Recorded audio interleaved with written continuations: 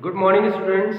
A very good morning to you all. This is Arvind Rai from LPM Public School, which is situated in Gola Bazar, Gorakhpur, and I am your subject teacher of Social Studies.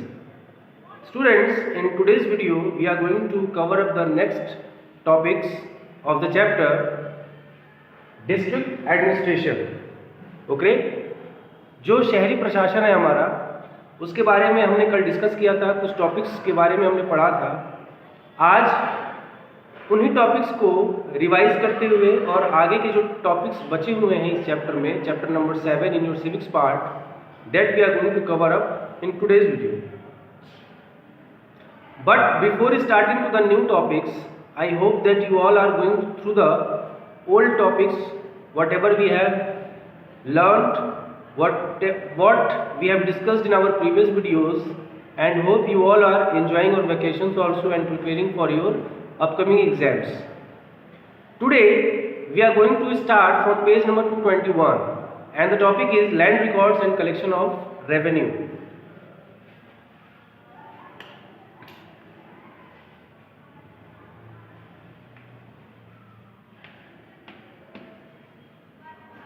Land records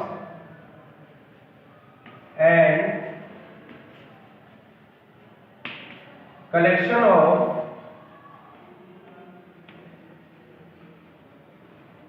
revenue. This is the first topic. After that, we will discuss in this topic under this heading officers and their working.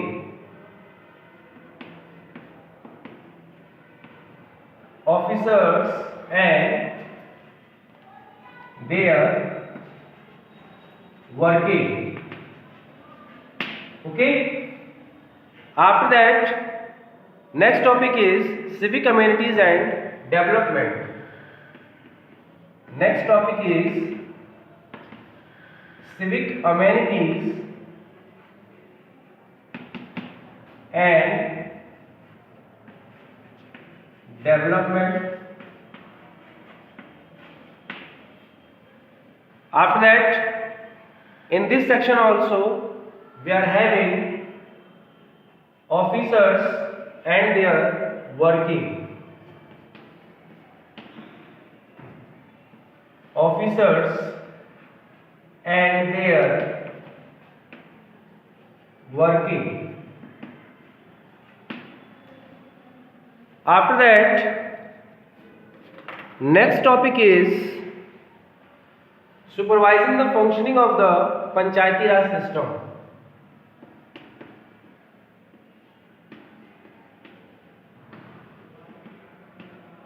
Supervising the functioning of the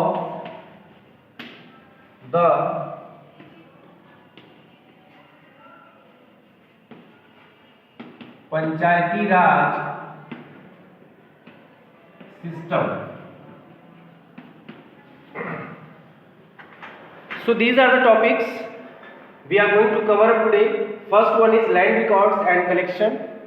जो भी हमारे district administration के under में जितनी भी ज़मीन आती है उसके रिकॉर्ड्स को मेंटेन करना और उसके अकॉर्डिंग रेवेन्यू को कलेक्ट करना, ये सारी चीज़ों के बारे में हम पढ़ेंगे. उसके बाद कौन से ऑफिसर्स उसमें इन्वॉल्व होते हैं, उनका वर्किंग का तरीका क्या होता है, ये हम पढ़ेंगे. Second point is civic amenities and development. Civic amenities जो वहाँ के नागरिकों की मूलभूत सुविधाएं होती हैं और उनके डेवलपमेंट से जुड़ी चीज़ें, उनके विकास से जुड़ी चीज़ें जो होती हैं, वो डिस्ट्रिक्ट एडमिनिस्ट्रेशन कैसे फंक्शन करता है, उसमें कौन कौन से ऑफिसर्स और उनके कार्य करने की जो प्रणाली है वो कैसे काम करती है, इन सारी चीज़ों के बारे में पढ़ेंगे. And the next topic is supervising the functioning of the Panchayati Raj system.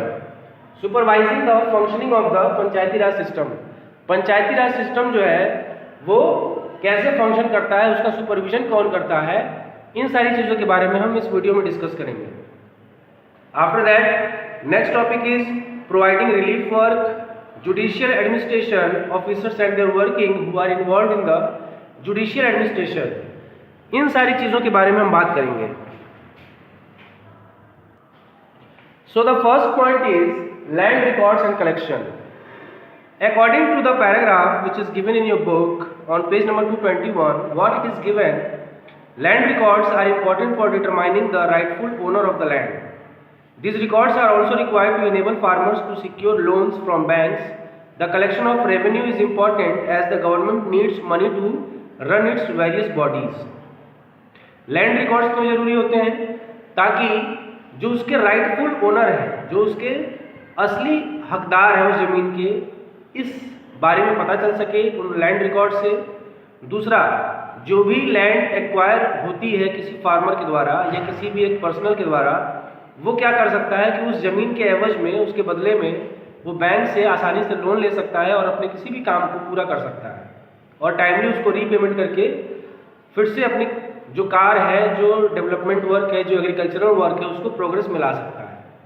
Next is the collection of revenue is important as the government needs money to run its various bodies. और दूसरी चीज़ है कि गवर्नमेंट को tax की जरूरत क्यों पड़ती है? इन लैंड रिकॉर्ड से या इन अलग अलग ज़मीनों से जो भी हमें टैक्स चाहिए होता है गवर्नमेंट को, वो क्यों ज़रूरी होता है? वो इसलिए ज़रूरी होता है कि गवर्नमेंट अपनी जो भी डिफरेंट टाइप्स ऑफ बॉडीज़ हैं उनको आसानी से रन कर सके, ठीक है? क्योंकि गवर्नमेंट के पास कोई अलग से सोर्स ऑफ इनकम नहीं होता है। जो कुछ भी उनके पास पैसा आता है वो अलग अलग टैक्सेस, अलग अलग डिपार्टमेंट से जो टैक्सेस आते हैं, जो सिविलियंस होते हैं, जो पीपल हैं, उन्हीं से जो टैक्स आता है अलग अलग तरीके से, वही उनका सोर्स ऑफ इनकम है। और हमें जो कुछ भी सर्विसेज या फ्री सर्विस, चाहे वो एजुकेशन की हो, चाहे हेल्थ से रिगार्डिंग हो, चाहे सिविक कम्युनिटीज से रिलेटेड हो या डेवलपमेंट से रिलेटेड हो, सब कुछ में जब गवर्नमेंट पैसा लगाती है तो वो जो अलग अलग टैक्स से पैसा कलेक्ट करती है उन्हीं से वो हमारे डेवलपमेंट के लिए कार्य करती है, ठीक है?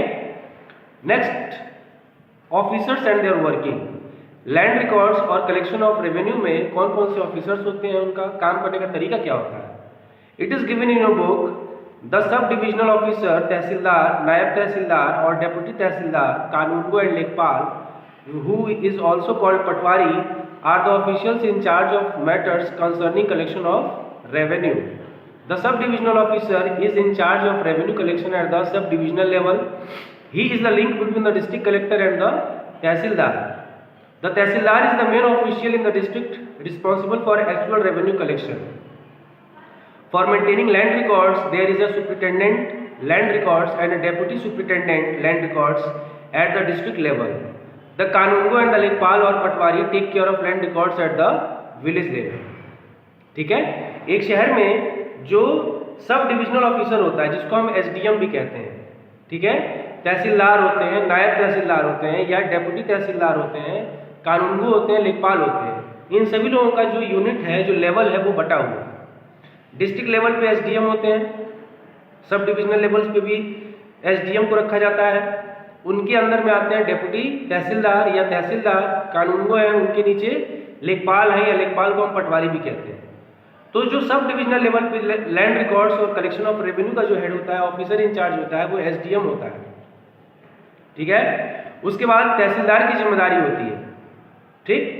तो इस तरीके से पूरा लिंक बना हुआ है, पूरा चेन बना हुआ है कि एक डिस्ट्रिक्ट एडमिनिस्ट्रेशन से लेके एक विलेज लेवल तक जो चेन बना हुआ है लैंड रिकॉर्ड्स को मेंटेन करने का, कलेक्शन ऑफ रेवेन्यू का, वो अलग अलग ऑफिसर्स काम करते हैं। जो SDM होते हैं वो डिस्ट्रिक्ट एडमिनिस्ट्रेशन और तहसीलदार के बीच में लिंक का काम करते हैं, और गांव के लेवल पे जो लैंड रिकॉर्ड्स और कलेक्शन ऑफ रेवेन्यू होता है वो लेखपाल या पटवारी करते हैं। उसके बाद है सिविक कम्युनिटीज एंड डेवलपमेंट, जो नागरिकों के लिए मूलभूत सुविधाएं होती हैं, जो डेवलपमेंट का काम होता है।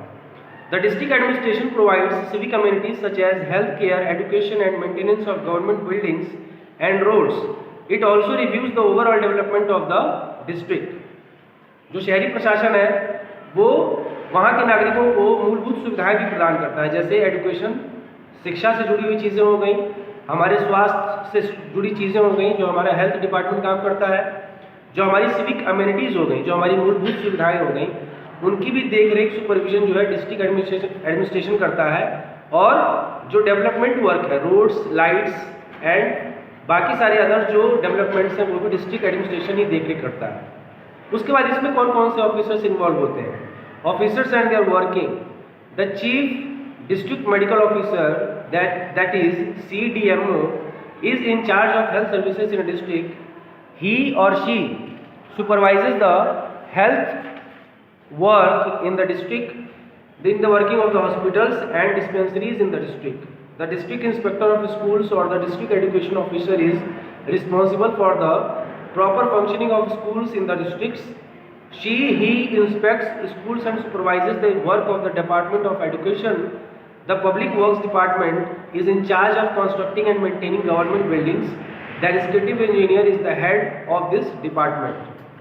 जो भी इन अलग अलग बॉडीज, अलग अलग संस्थाओं के जो हेड होते हैं, जैसे हेल्थ डिपार्टमेंट का जो हेड होते हैं, इज कॉल्ड CDMO और CMO, चीफ मेडिकल ऑफिसर और चीफ डिस्ट्रिक्ट मेडिकल ऑफिसर, जिनको हम CDMO कहते हैं। ठीक है, ये हेल्थ डिपार्टमेंट के हेड होते हैं। उस शहर में या उस शहर के अंडर में जितनी भी हेल्थ से जुड़ी हुई जो संस्थाएं हैं, जो हॉस्पिटल्स हैं, जो डिस्पेंसरीज हैं, उनका प्रॉपर सुपरवाइज करते हैं उसको, और उनकी देख रेख में सारी हेल्थ से जुड़ी जो भी चीज़ें होती हैं, वो दवाएं हो या वैक्सीनेशन हो या जो कुछ भी हो, वो उनके अंडर में ही होता है। एजुकेशन डिपार्टमेंट के जो हेड होते हैं, वो जो ऑफिसर इंचार्ज होते हैं एजुकेशन डिपार्टमेंट के, chief officer of the education department, he looks after the schools in that area or in that district, and in his or her supervision all the schools are run according to the facilities of the students. Okay, the development work is being done under the PWD department, Public Works Department, that is PWD के under में जो कुछ भी development का कार्य होता है वो ये डिपार्टमेंट करता है। इस तरीके से ये सारे ऑफिसर्स इसमें इन्वॉल्व होते हैं। उसके बाद है supervising the functioning of the Panchayati Raj system. The district collector is also responsible for supervising the functioning of the Panchayati Raj system and other local bodies. जो डिस्ट्रिक्ट कलेक्टर होता है, जो IAS अधिकारी होता है, जिसको हम DM भी कहते हैं, वो पंचायती राज सिस्टम को देख रेख करता है, उसका सुपरविजन करता है, and he is the head in charge of the district level Panchayati Raj system. उनके सुपरविजन में जो कुछ भी इलेक्शन कमीशन के द्वारा जो भी प्रोसेस कंडक्ट किया जाता है पंचायती राज सिस्टम में, the district collector also has the power to dissolve them at the instructions of the state government. राज्य सरकार के अनुमति के आधार पर जो डिस्ट्रिक्ट कलेक्टर होता है, जो DM होता है, वो किसी भी इंस्ट्रक्शंस को वहीं पे डिसॉल्व कर सकता है, किसी भी परेशानी को या किसी भी प्रॉब्लम को तुरंत वहीं पे ख़त्म कर सकता है। उसके बाद है providing relief work. Emergency situations such as famines, floods, fire, epidemics and earthquakes sometimes arises in a district. The district administration provides relief to the affected citizens during such times. As citizens, it is our duty to cooperate with the district administration and assist them when such a situation arises. लोगों को relief work पहुंचाना, provide करना उनको, जैसे जब कभी आपदा आती है, बाढ़, आग लग जाना या भूकंप, इन सारी चीज़ों में भी जो डिस्ट्रिक्ट एडमिनिस्ट्रेशन होता है वो लोगों को सहायता प्रदान करती है। तो ये सब रोल जो है वो डिस्ट्रिक्ट एडमिनिस्ट्रेशन के अंडर में आता है। उसके बाद है judicial administration. Each district has a judicial setup for administration of justice. Disputes can be between citizens or between the government and the citizens. Those involved in criminal activities also need to be punished. Disputes are settled in courts. There are civil courts and criminal courts. Civil courts deal with civil cases and criminal courts deal with the criminal cases. Cases concerning property and financial disputes are decided by civil courts. Cases of theft, assault, murder and other criminal acts are heard in criminal courts. Judicial administration. जो कुछ भी न्याय से जुड़ी हुई जो प्रशासन व्यवस्था होती है वो अलग अलग जुडिशियल सिस्टम बनाया गया है। वो अकॉर्डिंग टू जुडिशियल एडमिनिस्ट्रेशन के अकॉर्डिंग ही कार्य करती हैं। दो तरह के कोर्ट्स बनाए जाते हैं, civil courts and criminal courts. Civil courts में जो आम नागरिकों के जो विवाद होते हैं, जो आपसी असहमति होती है, वो सिटीजन टू सिटीजन भी हो सकता है और सिटीजन टू गवर्नमेंट भी हो सकता है। मतलब किसी नागरिक का गवर्नमेंट के किसी कार्य के साथ भी मनमुटाव या कोई बहस या कोई मुद्दा हो सकता है जिसको कोर्ट में ले जाया जा सकता है उस मुद्दे को, या किसी नागरिक या दूसरे नागरिक के बीच में भी ऐसे मुद्दे हो सकते हैं। So these are the disputes which are held और हर्ड इन सिविल कोर्ट्स। और क्रिमिनल कोर्ट्स में ऐसे केसेस जाते हैं जो क्राइम से जुड़े हुए होते हैं, जैसे थेफ्ट हो गया, असॉल्ट हो गया, मर्डर हो गया, ये सारी चीज़ें जो होती हैं वो क्रिमिनल कोर्ट्स में जाती हैं, इनको क्रिमिनल एक्टिविटीज़ में रखा जाता है। ठीक है, so these are the topics. After that I will provide you the PDF of the exercises of the chapter, that is chapter number 7 in civics, and hope you are going to revise each and every topic, and you are going to prepare the topics, the syllabus, the exercises according to your upcoming exams, that is PF4. And I hope that you all are getting my points, and you all are practicing well at your homes. And one thing more, you have to complete your all the classwork and homework copies, whatever we are providing from this side according to PDF, or the works we have completed in our physical classes, that should be completed in your copies. Okay, and you are also going to read each and every topics whatever we are discussing in these videos. In the physical classes what we have read, all this you are going to cover up. Okay, hope you all got the points, you understood the points, and you are going to follow that. Okay, have a great day.